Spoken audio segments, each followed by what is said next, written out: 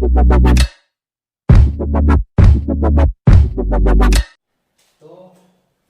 हम जानते हैं कि कोई भी जो केमिकल कंपाउंड पदार्थ है, ठीक है, चुंबक के आधार पे वो कैसे कैसे कुछ दिखाते हैं, paramagnetic, diamagnetic, ferromagnetic, anti ferromagnetic और फेरीमैग्नेटिक।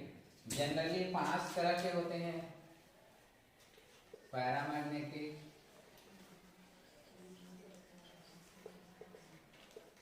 दूसरा डायमैग्नेटिक,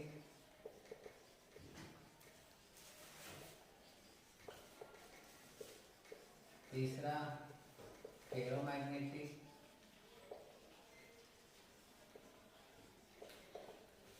और उसके बाद एंटी फेरोमैग्नेटिक,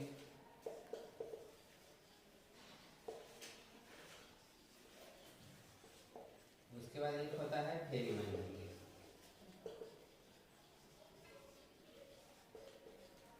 तो इन तीनों के बारे में तो हम लोग पहले डिस्कशन कर चुके हैं। तो मेन रूप से हमको देखना है पैरामैग्नेटिक और डायमैग्नेटिक, ठीक है। पैरामैग्नेटिक तुमको पता है कि पैरामैग्नेटिक किसी भी कंपाउंड के लिए कैसे निकालते हैं, या डायमैग्नेटिक कैसे निकालते हैं। तो पैरा मतलब जब इलेक्ट्रॉन क्या हो, सिंगल हो, अनपेयर हो, तो क्या होता है पैरामैग्नेटिक।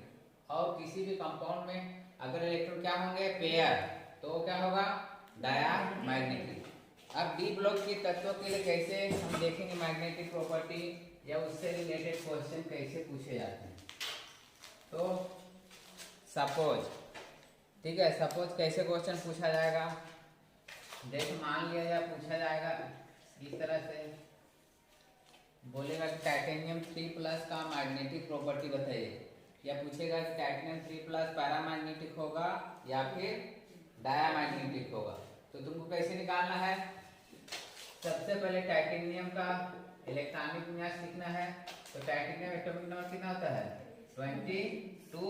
इसके के बाद क्या था, टाइटेनियम 22, तो लास्ट में क्या आएगा 3d2 4s2, क्या आया 3d2 4s2।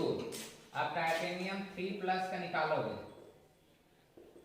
टाइटेनियम 3+ का निकालोगे, मतलब कितना इलेक्ट्रॉन निकालना है हमको, 3। तो इलेक्ट्रॉन हमेशा कहाँ से निकलता है, एस से, तो 2 यहाँ से और 1 यहाँ से। तो यहाँ कितना बचेगा 3d1 और क्या होगा 4s0, क्योंकि दोनों निकल गया। तो इससे तो अब कोई लेना देना नहीं है, क्योंकि 0 हो गया। तो तुमको ये 3d को देखना है, डी में कितने इलेक्ट्रॉन आ गए, ए, ऐसे भरेंगे। तो मतलब एक इलेक्ट्रॉन यहाँ क्या है, अनपेयर है, सिंगल है, मतलब इसका मैग्नेटिक प्रॉपर्टी क्या होगा, पैरामैग्नेटिक।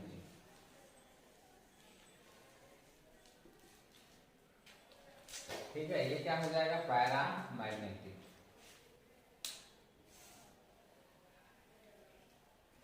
इसी तरह अगर सेकंड क्वेश्चन ये आता कि जिंक 2+, ठीक है, जिंक 2+ का मैग्नेटिक बिहेवियर बताइए, ये पैरामैग्नेटिक होगा या डायमैग्नेटिक। चलो बताओ तो क्या होगा, ये पैरामैग्नेटिक आएगा या डायमैग्नेटिक आएगा, जिंक 2+। तो इसको भी जिंक का सबसे पहले 30, तो क्या होगा 3d10 4s2, ठीक।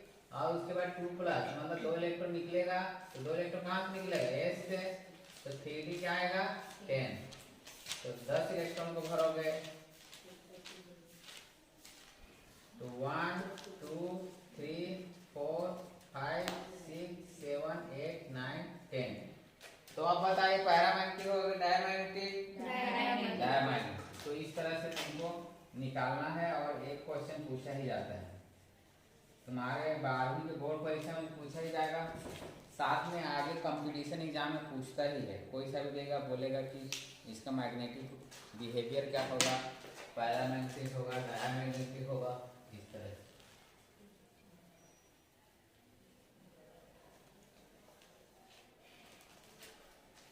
अब क्या है, अगर कोई भी पदार्थ, ठीक है, या कोई भी सब्सटेंस जब चुंबक की तरह या मैग्नेट की तरह बिहेव करता है, तो उसका एक क्या निकलता है, मैग्नेटिक मूवमेंट। क्या निकलता है, मैग्नेटिक मूवमेंट। जैसे हिंदी में क्या बोलते हैं, चुंबकीय आघूर्ण। क्या बोलते हैं, चुंबकीय आघूर्ण।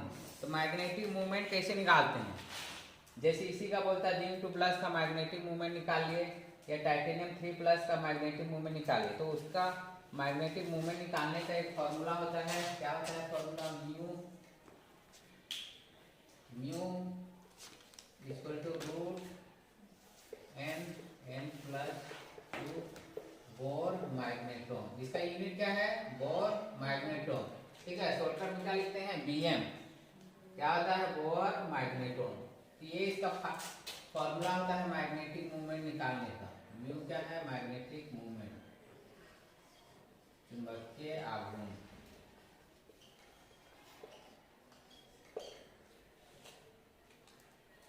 तो मैग्नेटिक मूवमेंट निकालने के लिए 2 नंबर का क्वेश्चन पूछता है, किसी का भी दे देगा तो मैग्नेटिक मूवमेंट निकालिए। ठीक है, तो कैसे निकालते हैं? देखो एन क्या है यहाँ? एन क्या है? Number of unpaired electron. N क्या है? नंबर ऑफ अनपेयर इलेक्ट्रॉन, मतलब कितने इलेक्ट्रॉन अनपेयर है या सिंगल है। ठीक है, उनकी संख्या।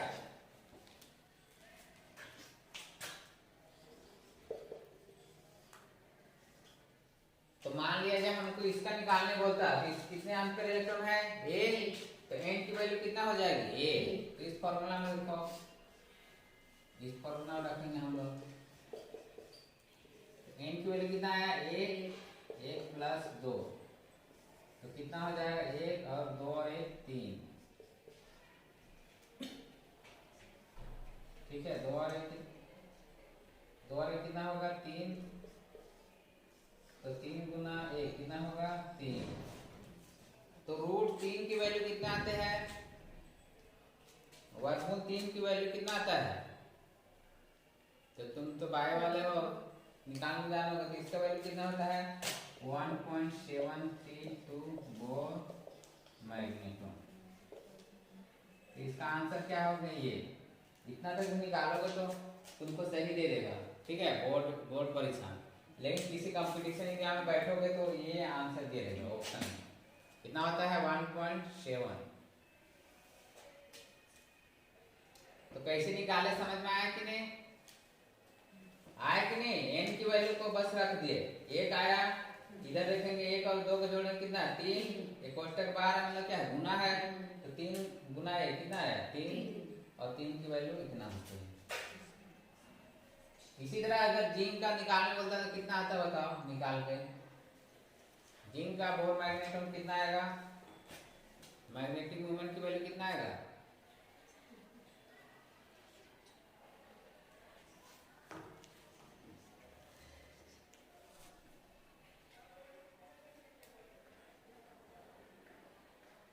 कितना आएगा जी?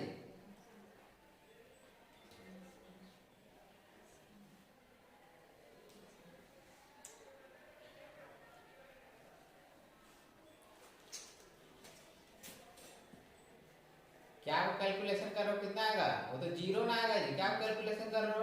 हाँ, एक भी अनपेयर इलेक्ट्रॉन नहीं है, मतलब यहीं पे 0 आ गया। आया कि नहीं? और किसी भी संख्या को 0 से गुना करो, मतलब कितना होगा? 0। तो एकदम जोड़ घटाव कर रहे हैं।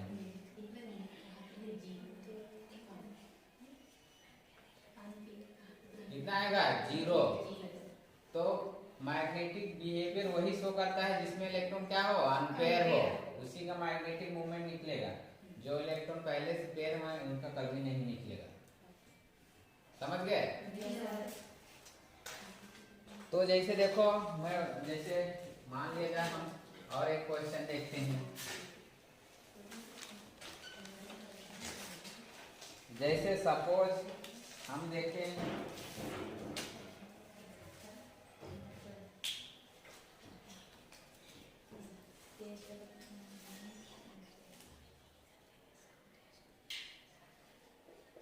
जैसे हम क्रोमियम 2+ का पूछा। ठीक है, तो पहले लिखेंगे क्रोमियम 24।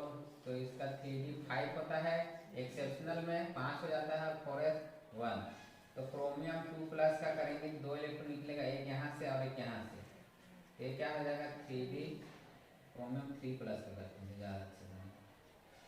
तो ये 3, तो यही होगा, 3 इलेक्ट्रॉन निकलेगा, एक यहाँ से और एक 2 यहाँ से। तो क्या हो जाएगा? 3d3 होगा। यहाँ 3 इलेक्ट्रॉन निकला है। अब इसको लिखेंगे तो 1 2 और एक 3। अब इसका तुमको मैग्नेटिक मोमेंट निकालना है, तो रूट n प्लस 2, 3 प्लस 2 कितना हो जाएगा? 3 और 2 कितना होगा?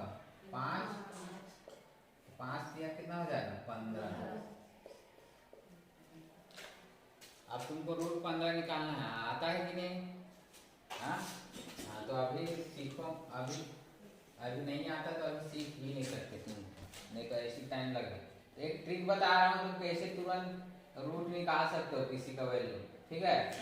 तो कैसे तुमको ट्रिक लगाना है, जैसे देखो, अगर किसी का भी वैल्यू आता है तो उसको अनपेयर इलेक्ट्रॉन को देखना है। तो जैसे इसमें कितना है? 3। कितना है? 3। तो इसके बाद सीधे उसका आंसर लिखना, 3 है तो 3, उसके बाद दशमलव लगाना, पॉइंट, ठीक है? उसके बाद 5 के बाद कोई भी संख्या लिख देना, 5 के बाद कुछ भी, ठीक है? जैसे यहाँ 6, 9, 7, 3, 8, 9, 8, 5, कुछ भी इधर का बस सही रहना चाहिए, क्योंकि दशमलव के बाद उधर का वैल्यू इतना इम्पोर्टेंट नहीं रहता, वो चेंज होता है। बस आंसर यही, इसके इधर वाला सही रहना चाहिए, ये 3 है, ये कभी चेंज नहीं होना चाहिए। जैसे इससे पहले देखो, हमको रूट 3 वाला आया था स्केटियम वाला, तो उसका वैल्यू कितना निकाले थे? 1.732। तो उसमें भी देखो अनपेयर इलेक्ट्रॉन कितना आया था? 1। तो देखो इसीलिए 1 पॉइंट आया, तो इसकी वैल्यू तो हमको याद था इसलिए हम सीधे लिख दिए थे। तो सबको तो तुमको याद करना पॉसिबल नहीं है, तो तुम क्या करना, जितना भी इलेक्ट्रॉन आएगा उसको, जैसे किसी का अगर अनपेयर इलेक्ट्रॉन मान लिया जाए, कोई भी कंपाउंड ऐसे रहता जिसमें अनपेयर इलेक्ट्रॉन कितने आ रहे हैं? 2, तो क्या होगा? 2 पॉइंट, ठीक? इसके बाद फिर तुम इधर कितना भी वैल्यू रख दो अपने मन से, बोर नहीं। तो ऐसे करके तुमको ट्रिक है कि तुम बिना वर्गमूल निकाले वैल्यू रख लो, क्योंकि अगर तुम्हारे कंपटीशन एग्जाम में इससे क्वेश्चन पूछता है तो तुमको ऑप्शन देगा। जैसे मान लो सपोज इसका ऑप्शन रहता, 3 ऑप्शन रहता, क्रोमियम 3+ का मैग्नेटिक मोमेंट की वैल्यू होगा। अब 4 ऑप्शन दिए रहता, तो 2.97, 3.63, फिर एक वैल्यू रहता 1 कुछ भी 73, और चौथा वैल्यू रहता 4.96। तो इस टाइप से एक ही वैल्यू में नहीं दिया रहता है। जैसे 3 वाला एक ही ऑप्शन है, तो तुम निकालते हैं इलेक्ट्रॉन कितना है, 3 अनपेयर इलेक्ट्रॉन, तो कौन सा सही होता? बी। तो इस तरह से मैग्नेटिक मोमेंट निकाला जाता है किसी भी कंपाउंड। चलो 2 क्वेश्चन दे रहा हूँ, बना के दिखाओ जल्दी। कोबाल्ट 2+ का निकालो, मैग्नेटिक मोमेंट कितना होगा?